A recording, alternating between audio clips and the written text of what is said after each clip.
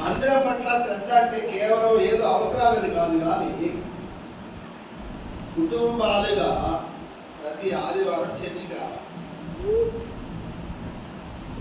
ఆశీర్వాదాలు ఎవరు కావాలి? కుటుంబంలో భర్త ఒక్కడికేనా, భార్య ఒక్కరికా? యూజువల్గా చర్చికి ఎవరు వస్తారు? కుటుంబంలో స్త్రీలే వస్తారు, భార్య భర్త రాదు. వీళ్ళు కొట్టి చర్చికి వాళ్ళ కొత్త ఆశీర్వాదం, వాళ్ళ కొత్త ఆరోగ్యం, వాళ్ళ కొత్త వినండి కుటుంబం అంతా దీవించబడాలంటే కుటుంబం అంతా మందిరానికి వాడు రావాలి.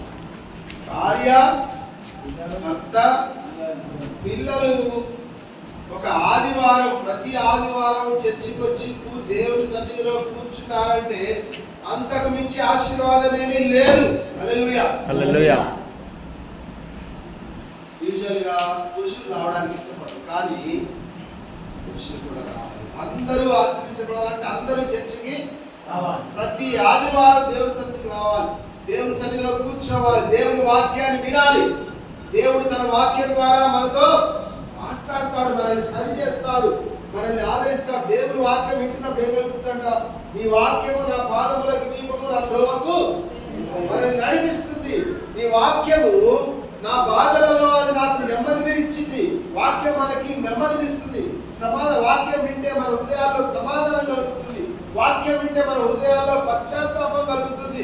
దేవుడు మనతో మాట్లాడినప్పుడు మన జీవితాలు మార్చబడతాయి.